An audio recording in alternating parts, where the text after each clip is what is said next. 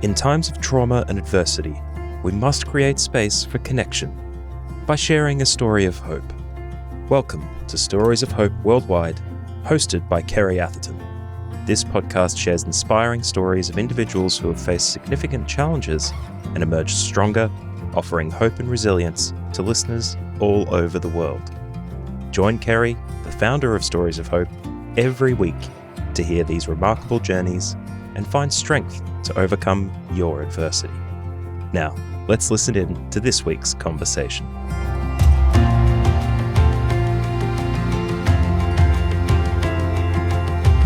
Welcome to another episode of Stories of Hope Worldwide. I'm Kerry Atherton and I'm your host. And today's guest, we have Todd Maguire, ex-Undercover cop, back for episode 2, where you will hear the conclusion of how Todd today is very much walking the path of healing and hope. But on last week's episode, we heard about Todd's idyllic childhood, his love of football and mates, and the tragic suicide of his partner, and how to escape the pain, he took on a new role and was thrust into being Donny, an undercover cop infiltrating crime gangs. It was a dark world, and Todd, as his family and friends once knew him, slowly disappeared forever. Welcome back, Todd. Thank you, Kerry. Thank you for having me. Where we'll start today is where we left off last time, and that was after the tragic suicide of your beloved partner. And you talked about the world of depression, confusion and chaos that you were really thrown into, and how you didn't cope with life and just lost all sense of hope.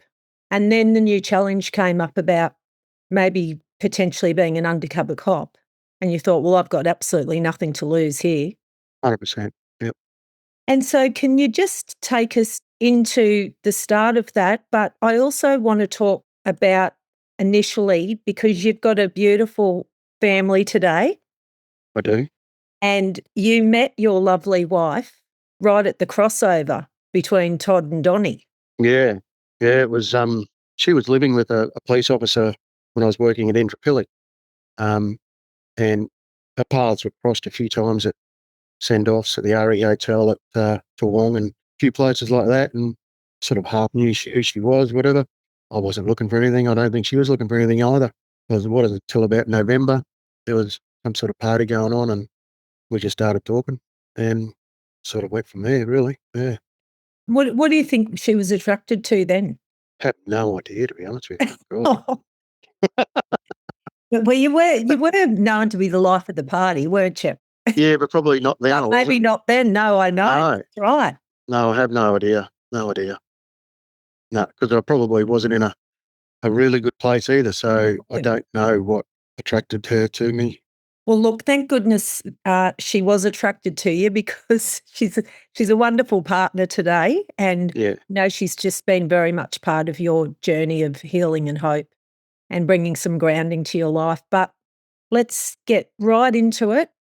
Welcome, Donny. Yeah, Donny has sort of morphed into my alter ego.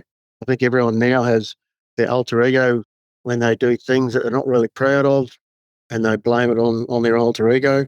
I've sort of now looked back on the way Donny behaved for that 2 years, and whenever I sort of slip up, I sort of go, well, Donny's reappeared again. Oh, right. And Donny almost now is a representation of that black dog, of that PTSD type thing, where it comes back and sort of visit you every now and then, and Donny sort of represents that. So Donny not only was a fictitious person who enabled me to escape and to not be in the world that I really wanted to be, because it was too hard. Yeah. It also allowed me to be someone else and not think about the real problems that I had. So, yeah. And we talked last week about, when I asked you the question, was Donny an addiction or a job or an escape? And you said, oh, all three. Yeah. Escape was probably more than anything. Yeah. It was just too hard being Todd, too hard dealing with all the pain and all the stuff. It was just easier being Donny, because Donny had no problems. He was a pretty cool guy. He loved life and was quite loose, quite daring. He lived a pretty excited life, old Donny. And so was Donny, you mentioned the time frame of 2 years before. So were you Donny for 2 years? Not for the whole time. They did change my name, just at one stage. And it's in the book that I explain. It was a little bit too close to some of the previous crooks that I sort of knew. So Right. they changed my name, which really threw me to Renault. And then I had to, so you train yourself that you respond to a particular name, obviously. Yeah. If you're in a pub and someone yells out Todd, you don't want to look around or whatever. And similarly, if someone calls out Donny, you want to respond to that as well. So I trained myself up to be Donny, and everywhere you went, I was Donny, Donny, Donny, Donny. And then trying to navigate a new name, which was my third name, was like, it took a bit to get used to as well. Wow. And Donny had become your identity too, which was... It did. So many people just called me Donny, even outside of the job. Oh, really? Yeah. And when we watch all the movies, you don't kind of imagine that there is an outside of the job. You just see these people living in places for ages and doing stuff, and you think they just have really turned right into that, There's not one movie or TV show that accurately represents police work in any facet. Well, I'm glad we're able to do it today then. That's awesome. So, Todd, when they gave you the brief of who Donny was to be, what did they actually say to you? It was a printout from an old computer system, and it was basically name, address, date of birth, where you lived, your driver's license details. That was it. That's who you are now. The rest is up to you. Wow, so you actually just had to make it all up? Yeah, and basically when you start a job, it's usually with like a registered informant that the Queensland Police Service have sort of generated from something unbeknownst to us. And we're put together and we basically have to come up with a backstory as to how we know each other. And then you sort of position your whole story and history around that. So can you take us into that world now and give us a bit of a snapshot of your first kind of meeting of somebody in the crime gang and what you said? I know that you might not be able to answer all the questions that I'm asking you, but I'm happy to. That's all right. That's all right. Most of this is in the book. In saying that, everything in the book is all the names will be changed. Most of the places are sort of a little bit different. All of the things actually happened. But I do make a caveat saying that, my memory of what happened may differ to someone else's, I that's what I remember. that. Yeah. I like that. Usually in most jobs, you sort of usually start quite low, and you're sort of with the bottom dwellers, and you're constantly trying to get to the next level, the next level, the next level, until you get as top as you possibly can. And basically it's all about just being seen, being confident, being known. There's nothing particular that you can say or can't say. You just really have to know your product. You got to know your prices. You got to know your weights. You got to know it off by heart. And you can't miss a beat. So we're talking about drugs here, obviously. Yeah, drugs. Yeah, 99% of my jobs were drugs. There was a few homicide jobs and a few jobs in the watch house as well. But yeah, mainly drugs. And one of the reasons why I sort of wrote this book was because I looked at a lot of the previous books that had been written, and I was fascinated by them because, they were written by the 70s and 80s by, absolute legends of Queensland police that I still got a bit of a profile now. But what I found interesting is, when they were talking about, they're buying pounds of grass and a bit of heroin and stuff like that, I could imagine back in the 70s and 80s that was quite huge. But as the years goes on, it becomes less and less applicable of what today's society is. Yeah, right. And it sort of made me think, well, who else has done a book as well? And I hadn't found anything that was covering the time when I sort of went in. And I thought this would be a really good timestamp for ever and ever and today to know that what was the types of drugs that were going through Queensland around the early 2000s. And what it was basically amphetamines, which is your speed, where home cooks were everywhere. Yeah. And MDMA pills were sort of just hitting the nightclubs as well. And I suppose they were the two major things. You're seeing a little bit of heroin, and I bought a bit of heroin when I was doing it as well. But they were the main two jobs that we were doing. And I suppose when you look at in the last 20 years, we've seen the influx of ice, and we're now seeing a massive influx of cocaine. it's interesting to me how every 10 to 20 years we have a total influx of types of drugs that are coming into the country and what people are using. Yeah, it's fascinating. And I've worked in the field of addiction. Yeah. Well, I've been, in AA for over 40 years myself. Yeah. And had so many discussions with people about drugs and alcohol and helped so many people who have become drug addicts. And the drugs, it's interesting how they go through phases and different things are more popular. And I was hearing probably around 5 years ago that a lot of the weed these days is being laced with ice. And young people were trying weed for the first time and just becoming so highly addictive. Yeah. And they weren't having the response that they thought they were going to have from it. And now Ice has been one of the worst drugs that I've seen in my time. It really has destroyed so many families.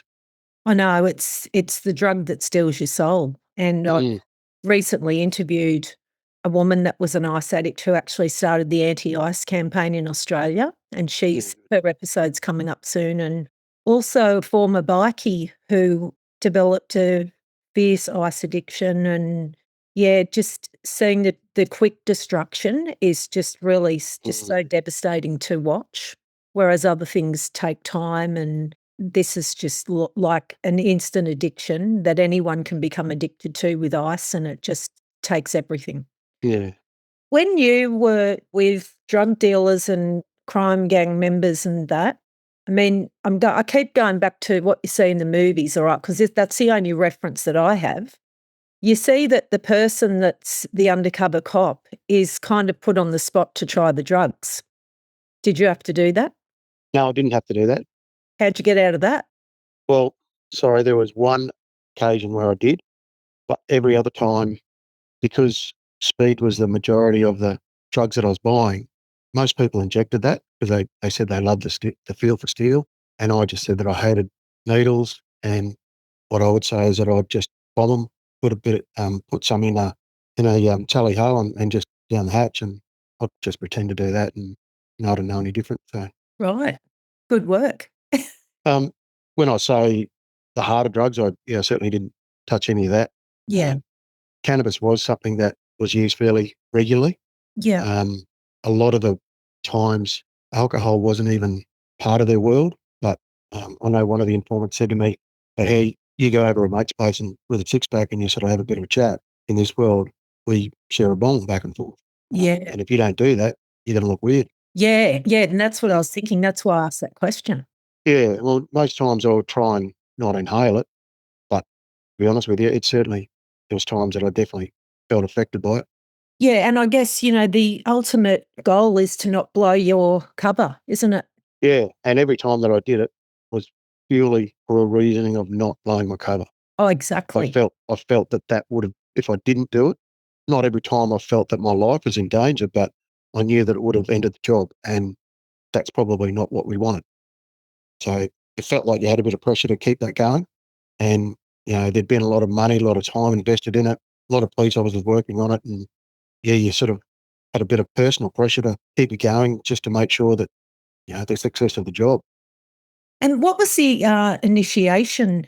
Because you dealt with bikie gangs, didn't you? Was there any initiations that you had to take part in that you can tell us about, or No, nothing. No, I used to buy a lot of drugs off bikie, so I didn't really. It was more of a transaction. Yeah. But there was one sort of funny night where it was a one-off job. Most jobs that I did were 3 to 7 months long, but this was just a one-off in between other jobs where my bosses, they don't really tell you why to do it. They just say, "We want you to go into this bikie club for the night, knock on the door, and go and introduce yourself, and have a great night. Here's $100." Oh, wow. Yeah, yeah. You think to yourself, how the hell am I going to do that? Yeah. No, you have work it out. But then later they gave you like a flyer, and it was like an invitation to all of the workplaces around there. They're thinking that they were going to have a bit of a strip night, a bit of a prawns and stuff like that. So I found one of them and grabbed it, and had a few schooners across the road first, and then came over and knocked on the door, and initially it was like, "What the F do you want, mate?" And I said, "Oh, yeah, I just got this." "Oh, yeah, come in." And it was quite interesting. I had one of the best nights of my life, to be honest with you. I had a great night, really, really good. I had a fun night. So many of the bikies were great blokes to talk to. I really enjoyed it.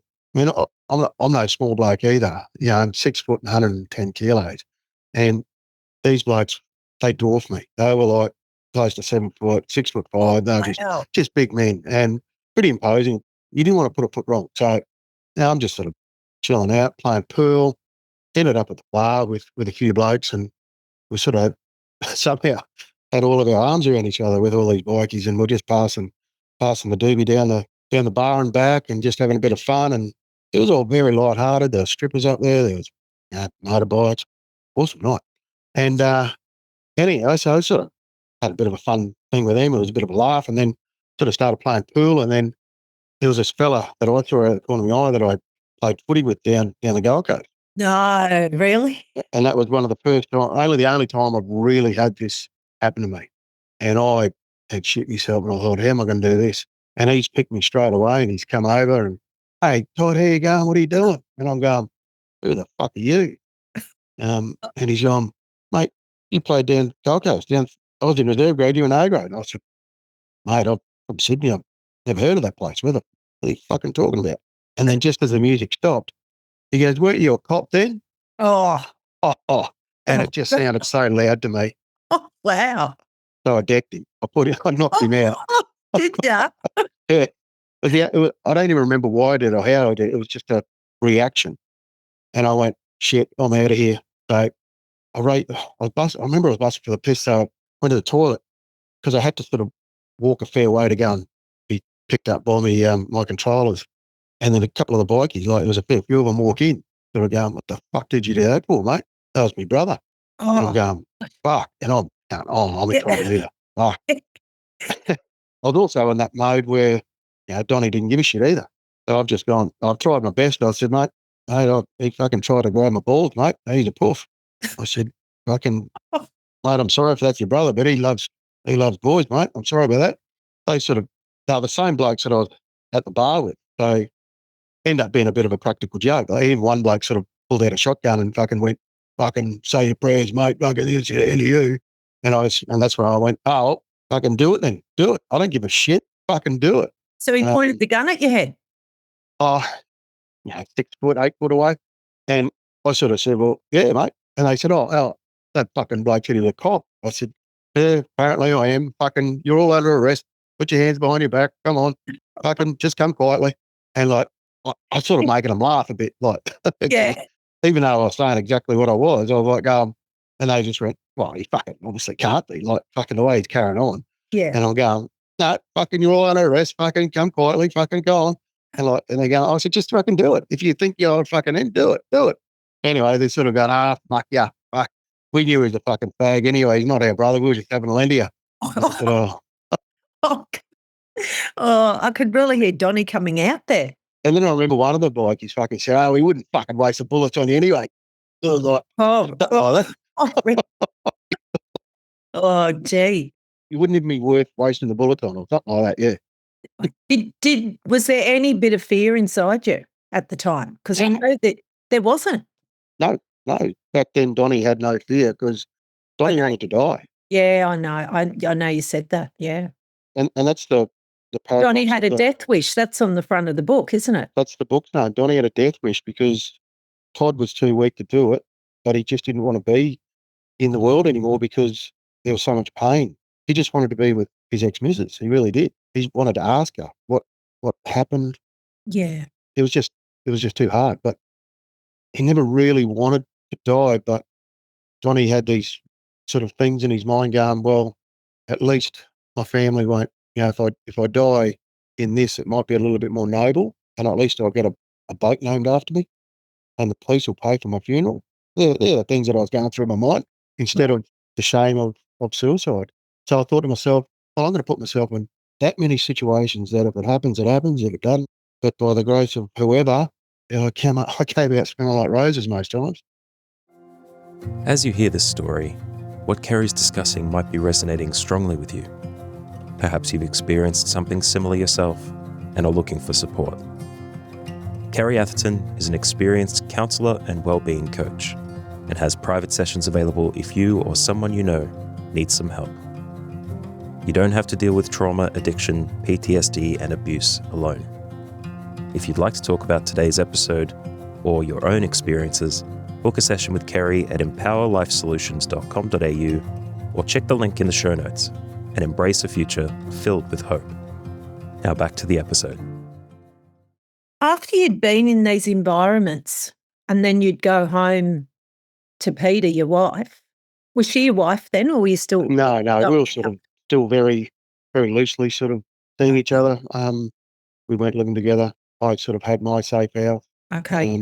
And I'd go back to wherever I lived by myself and sort of hang out there. And that's where a lot of the alcohol, a lot of the sleeping tablets, I was basically just wiping myself out every night because sleeping was too hard.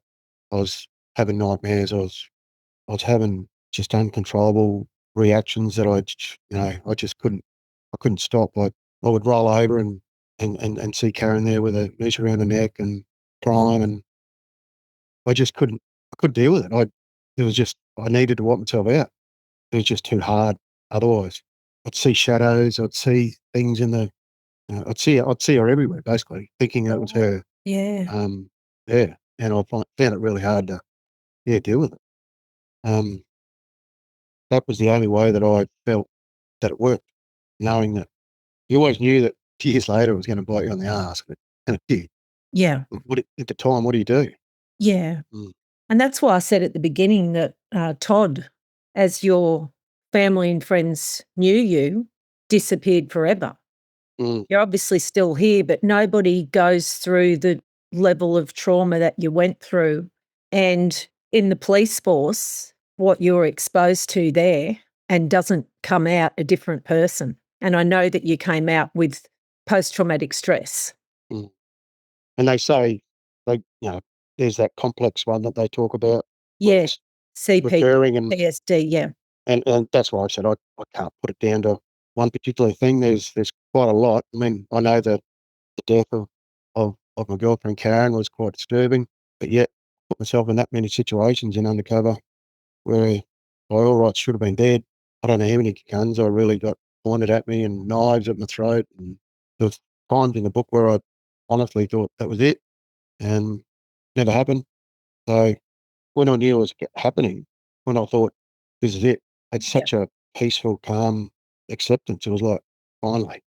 Right. Wow. Gosh. And yeah, you do hear that from people that are really, really depressed and they feel like they've got nothing to go on for. Was there a time, and obviously we've only got a short period of time on this podcast here, but this is a good interlude for people to go and buy the book when it comes out, and we will let our audiences know when that's going to happen. Should be very soon. Before Christmas. That'd be great. Even though you said Donny had no fear, was there a moment where you really were confronted with fear on the job? There was probably one moment that changed my outlook on things, and I stopped becoming so reckless. Okay. I'd just done a job in the valley, myself and another girl as a boyfriend, like a made-up boyfriend, girlfriend.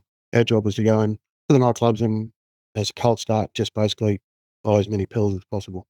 One of the blokes that we ended up targeting not targeting, we're buying off heaps and heaps, ended up being a really top fella. And he'd come off a bit of a hard time himself. He'd broken up with his wife. He had a couple of kids and he was just in the party scene and he was buying this and buying that and doing that. But generally had a good job. He was a good fella. Wasn't a crook anywhere else. Disclosed so many personal things to us, which the hard thing for undercover people is, when they divulge so much personal stuff and they feel like they can trust you. Yeah. In the back of your mind, you're breaking their trust eventually. And Donny must have had such a impact on him that the job had closed. He got arrested and charged with trafficking. And he was looking at a couple of years in jail. I got a phone call from him a couple of days later and I thought it was odd.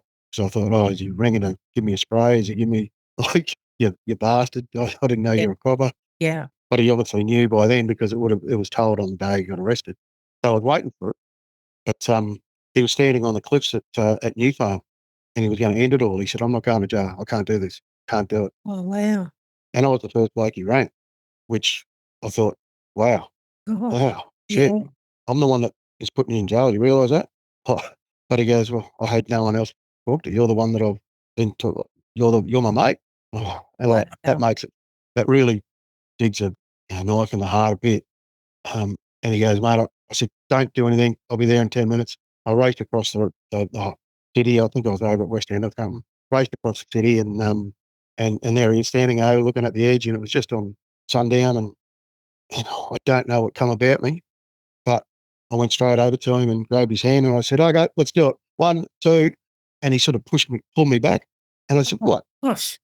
I said, "What, are you weak, are you? You just saying you're going to do it, or I'll do it with you. Go on. 1, 2." He goes, "What? What are you doing? What are you doing?" I said, "I want to go too. Let's go. If you're going to do it, I'll do it. Let's do it together." Wow. And I did one which, if he accepted, we easily could have gone. He absolutely yanked me back, and we both fell back onto the grass. We both ended up fucking bawling our eyes out, crying.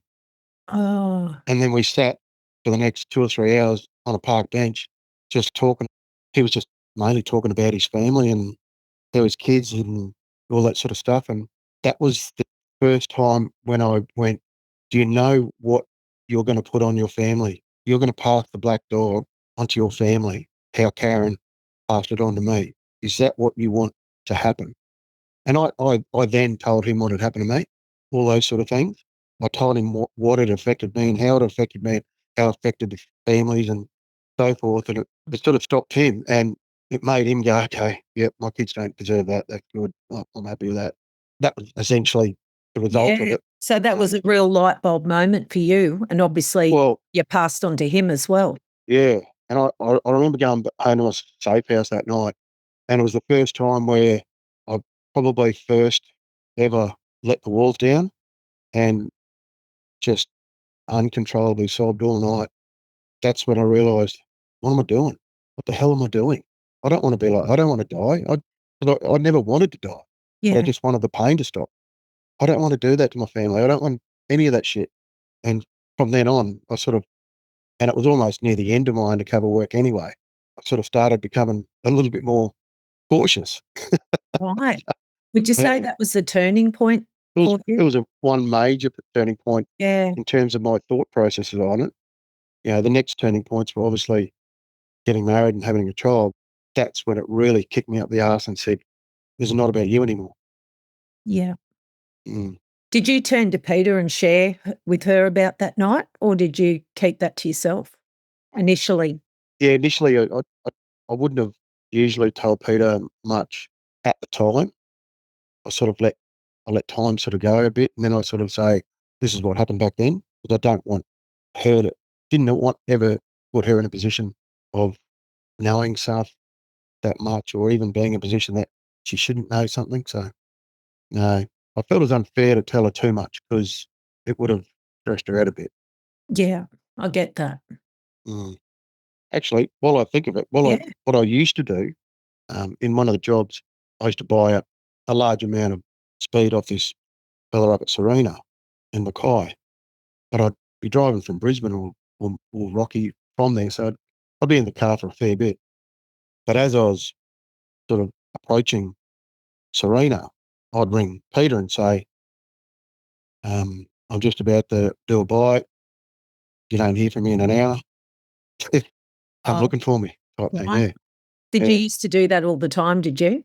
When you yeah. For this particular job, yeah, it's probably right. weekly. Yeah, so I'd sort of go, "Yep, I'm just approaching now. You know, hear from me in an hour. Hopefully, hopefully nothing bad's happened." Wow. Such what such impactful words, hey? Yeah, yeah. For her to hear, It's hard and the to unknown think would have about it. been really hard for her to Yeah, yeah, no. And I suppose it's lucky that it was 2001 and 2 where you still had, mobile phones that sort of worked. Um, yeah, yeah, at least they worked, but yeah, nothing like they are today. I know. In your job as Donny, and you might not be able to answer this, but were you responsible for putting the criminals at the very top of the drug chains away? Yeah, there's a few. There's probably two particular ones. The one in Serena, and there was another one down here at South East Queensland. They both got about 12 years, which for drug trafficking is a fair while. They were definitely. I couldn't go any higher than them. No, yeah. Mm. Do you think that they actually get the impact of how many lives they're destroying?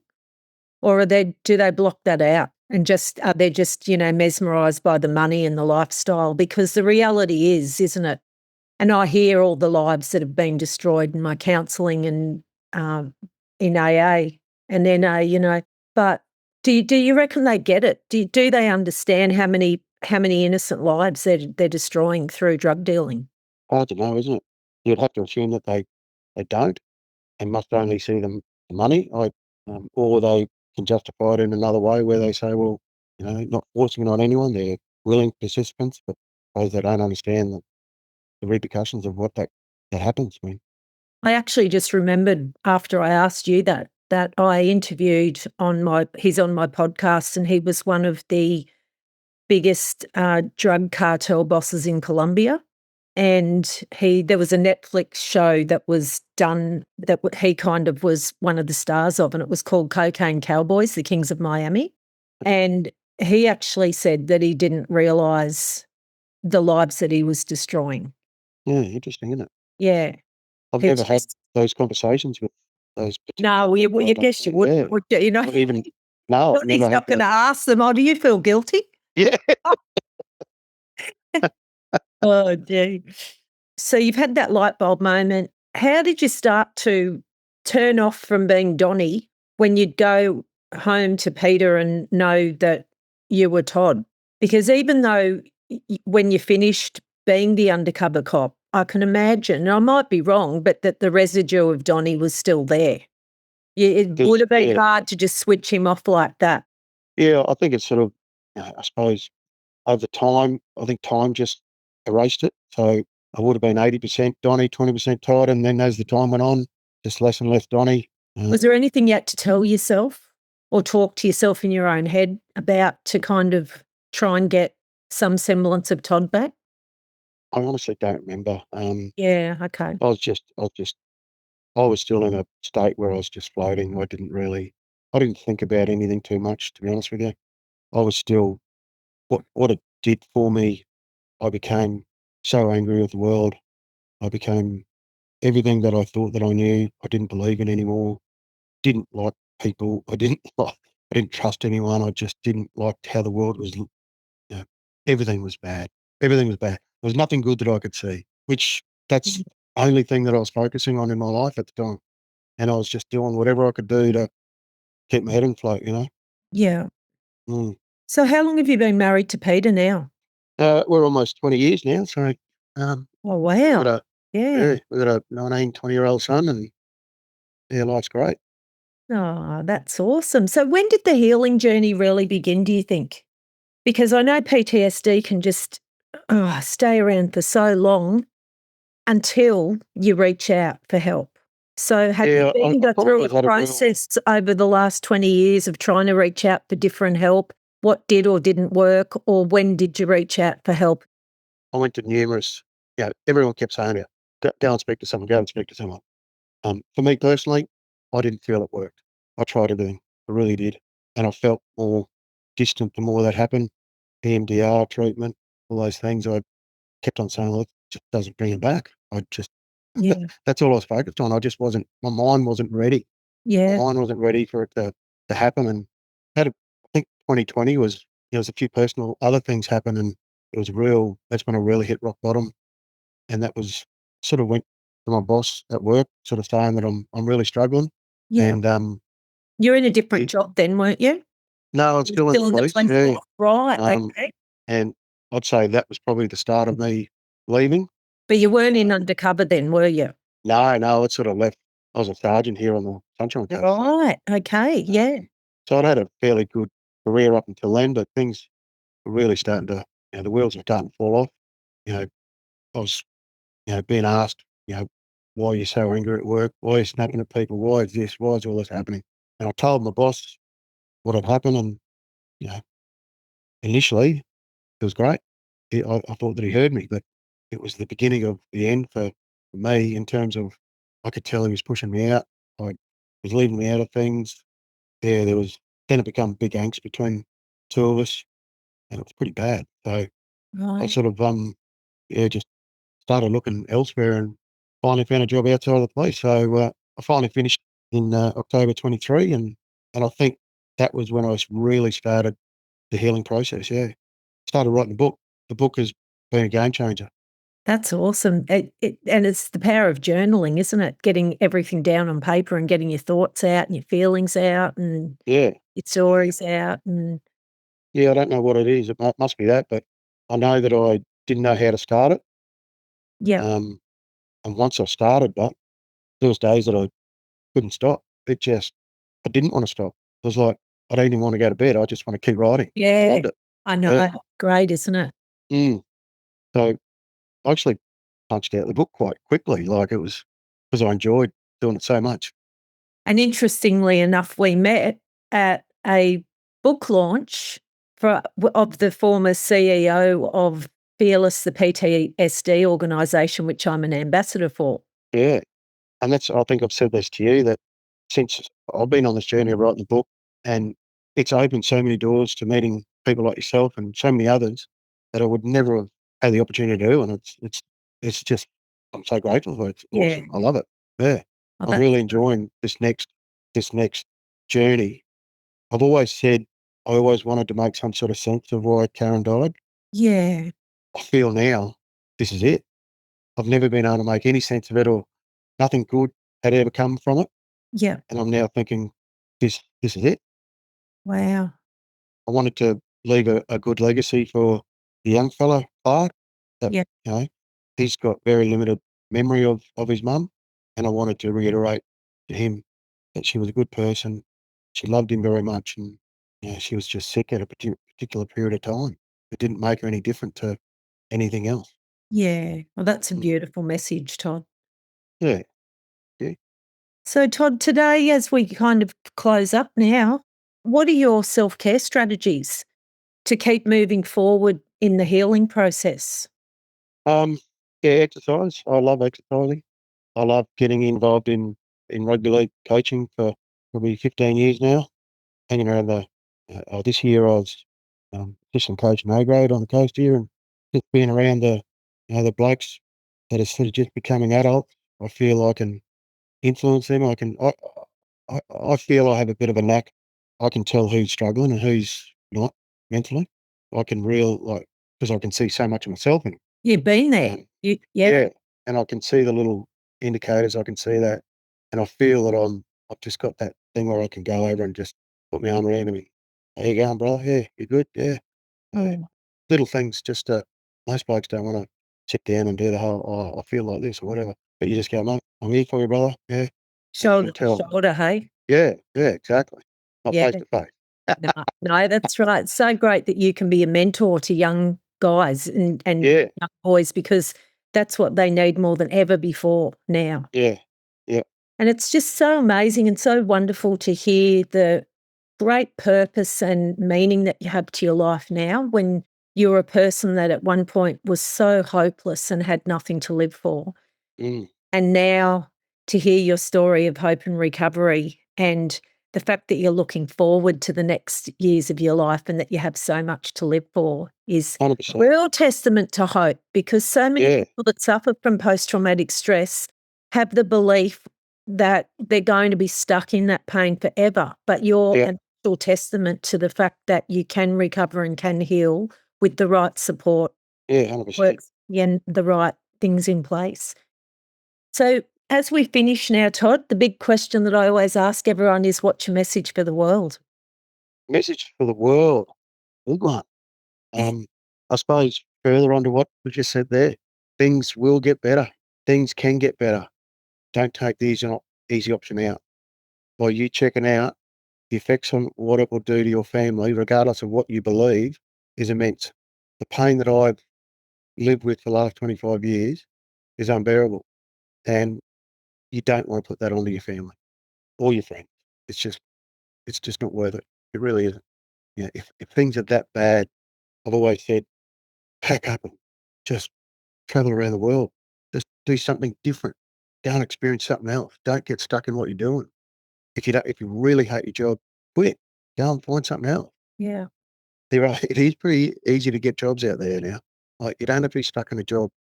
Yeah, I didn't think I'd ever leave the place, but tell you what, it has changed my life. It's been the best. Oh, that's great. You find what you look for, don't you? Yeah, exactly. Yeah. It's just so, I didn't realise how that world was affecting me. Great message.